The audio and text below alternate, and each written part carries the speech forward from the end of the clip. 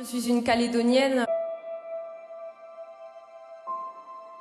Peu importe nos origines, on a tous ce lien fort et particulier à notre terre et à notre environnement.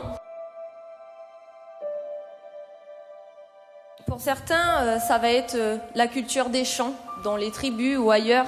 Pour d'autres, ça va être la vallée dans laquelle ils vont aller chasser. Pour d'autres encore, ça va être la mer dans laquelle ils vont pouvoir nourrir leur famille. Et je pense que je voudrais que le 5, on est tous ensemble encore. C'est qu'entre Kanak ou loyalistes, il faut qu'on vive ensemble. Tous ensemble, nous devons composer un seul peuple, unis sous les mêmes valeurs, le peuple calédonien. Nous savons que la diversité ethnique, cette richesse, la richesse de notre différence, composée bien sûr de la communauté kanak, des îles et de la Grande Terre, de la communauté européenne, de Nouméa et du Nord, de la communauté wallisienne et futunienne, dont je fais partie, de la communauté asiatique, indonésienne et vietnamienne, et de la communauté antillaise. Oui, cette richesse, cette diversité ethnique est avant tout un atout et non un obstacle à la construction d'une Nouvelle-Calédonie en paix. Et je pense que la Calédonie, c'est une famille, parfois une famille recomposée, mais c'est une famille pleine d'amour. Aujourd'hui, il y a encore du chemin à faire. Le chemin est long. Mais dans la mesure où on a des hommes de bonne volonté, qui ne pensent que intérêt général, qui ne pensent que peuple calédonien, moi, je m'y retrouve.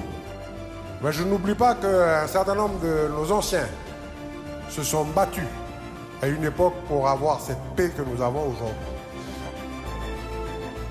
La Côte-Est, à une époque, a souffert de son histoire. Continuons à vivre ensemble, continuons à discuter avec les gens qui ne pensent pas comme nous. Le référendum, c'est sûr, on va l'affronter, parce qu'il faut qu'on se souvienne que cette poignée de main, c'est un héritage que nous a laissé ces deux hommes, et puis il faut qu'on s'inspire de cette poignée de main pour construire l'avenir de ce pays.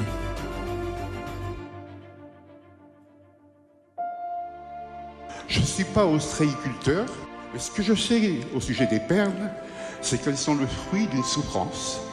Une perle naît parce qu'il y a dans le secret de l'huître perlière une larme qui coule causée par un grain de sable.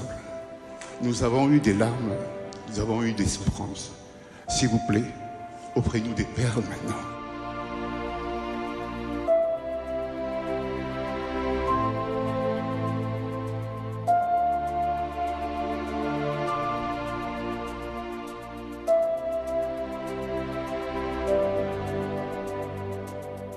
Il y a 30 ans, Jacques Lafleur et Jean-Marie Tjibaou ont ouvert le chemin d'un avenir plus solidaire et plus juste pour tous les Calédoniens. Le chemin du rééquilibrage au profit des populations de brousse, avec 3 nouveaux lycées, l'hôpital du Nord, la Konetiwaka, le bouclage électrique du Nord, l'usine de Vavuto, le Sheraton de Deva. Le chemin de la formation de nos jeunes, grâce à l'université, au programme Cadre Avenir et au projet éducatif calédonien. Ce chemin, c'est celui du partage des responsabilités entre indépendantistes et non-indépendantistes dans les institutions. Ce chemin, c'est celui du rétablissement du lien à la terre et de la reconnaissance de l'identité et de la culture kanak avec le centre culturel Tjibaou, le Sénat coutumier, les conseils d'air, l'enseignement des langues et cultures kanak. Ce chemin, c'est celui de la reconnaissance de la légitimité des communautés qui ont participé à la construction de la Nouvelle-Calédonie.